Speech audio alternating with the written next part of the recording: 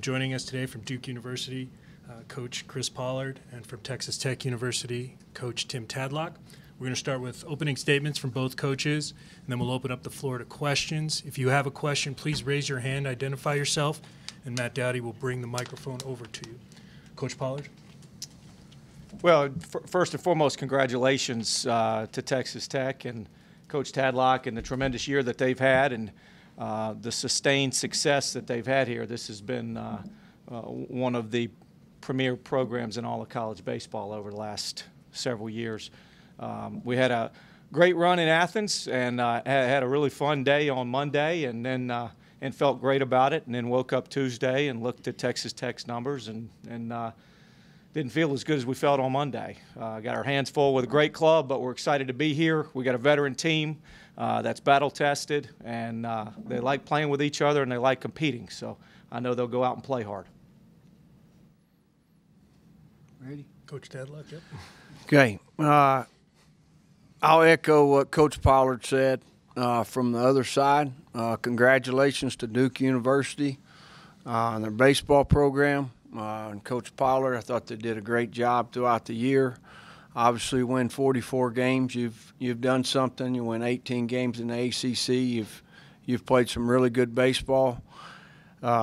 We got to watch the games on Monday. You know, probably got a little more serious watching it. Game 2, quite honestly. Game 1 was just watching, just enjoying college baseball. Was kind of a fan, and Duke wins. You go, oh, better start paying attention here a little more. And I think we all do that. I think we're all college baseball fans. You know, as far as our club goes, we had a good weekend last weekend. You know, Lubbock, Texas had a good weekend last weekend. The atmosphere was beautiful. Crowds were beautiful. Our administration, Texas Tech University, does a great job with these events. We don't take it for granted that we're in this position. Really looking forward to the competition. I think our guys are, you know, we're trying to get to another day. At this time of year, you're trying to survive, trying to play good baseball, trying to get better, trying to do everything you can to put your guys in the right position. And again, congratulations to Duke University. Congratulations to Texas Tech University. Really excited about the weekend. All right, we'll open up to questions from the media.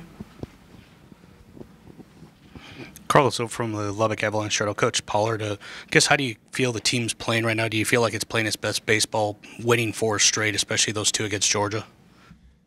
So it was a roller coaster of a weekend for us. I went from thinking we were playing our worst baseball of the season through about the 6th inning on Saturday, and candidly kind of looking out at the field and going, I don't even know these guys. Where's the team that we had back a few weeks ago?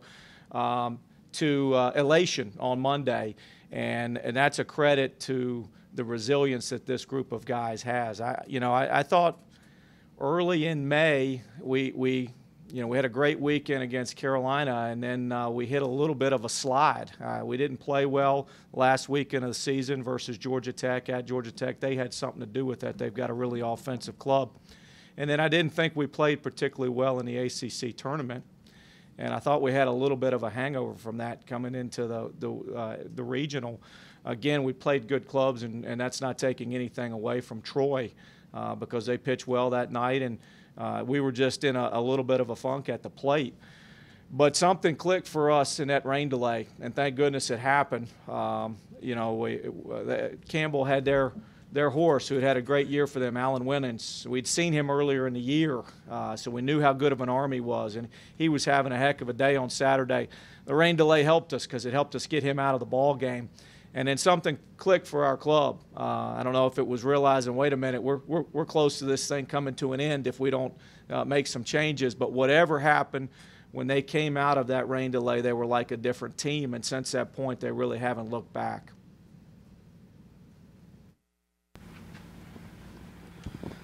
Coach Tadlock, just same question to you. How do you feel the team's playing going into this one, winning the last 3, and just the way the weekend went with the offense and the way the pitching happened?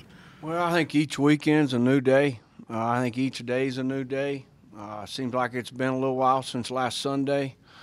You start talking about all parts of baseball, rhythm and timing is very important. These guys aren't, they're not big leaguers. It's not that easy. Just step out there and square up balls and execute pitches and make plays. And what you're hoping is that, you've prepared the right way throughout the week and you can go find some rhythm and timing tomorrow. But if I knew the answer to your question, believe me, I guess we'd all bottle it up and sell it pretty good because, I don't think you really know. You just got to try to do your best each day. Steve Wiseman, Durham Herald-Sun. For both coaches, if you can tell us who your starting pitchers are going to be for tomorrow, and then if you already know what the plans would be going forward from there. We're starting Dylan Dusek tomorrow. We're going to start Mitch Stallings, and Mitch has been a guy that's pitched in a lot of big spots for us, as you know, over the course of his career. He's also a guy that's had a good track record of bouncing back. He's a guy that likes to throw a lot, and so we're going to start him, and it's no secret we try to get to our bullpen as quick as we can. So we won't know what we're going to do the rest of the weekend till we survive tomorrow and see who's available to us come Sunday.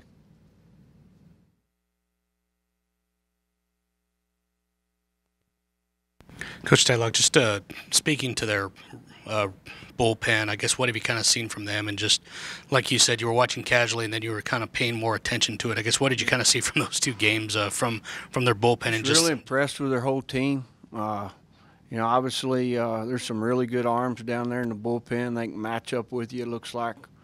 Doesn't look like they give in, and fastball counts that much. Looks like they do a good job of really managing the game and calling the game. And you need to have a good approach to hitting, to have success against them. Left, right, angle. Looks like they got a little bit of all of it. And there's a reason. Obviously, again, kind of go back and you win 18 games in the ACC, and Coach Pollard says, hey, we've been going to our bullpen. That means the bullpen's pretty good. So I don't know, if it took me to say that. He said the bullpen's really good. Coach Pollard, I'm Mike Graham with the Lubbock Avalanche Journal, and got to talk to Mitch a little bit, and he was really praising the middle relievers, Stinson and Jarvis. Can you tell me about how much confidence you have in them when ultimately Mitch gives way tomorrow, if he gives way? Yeah, our confidence in those guys has grown over the course of the season. They're both young guys, but they're maybe our two best stuff guys. And they're guys that will maybe play more front and center roles next year because we've got some seniors in our rotation and some seniors at the back end. But, if you came in and just had one day to evaluate our team and said who's got the best stuff, it's probably those guys. And as they've gotten more experience over the course of the season, our confidence in them has grown. We've given them a longer leash. We've put them in there in some tougher spots, and they've responded to that well. So, and we wouldn't be sitting here today if it wasn't for Bryce Jarvis and Graham Stinson.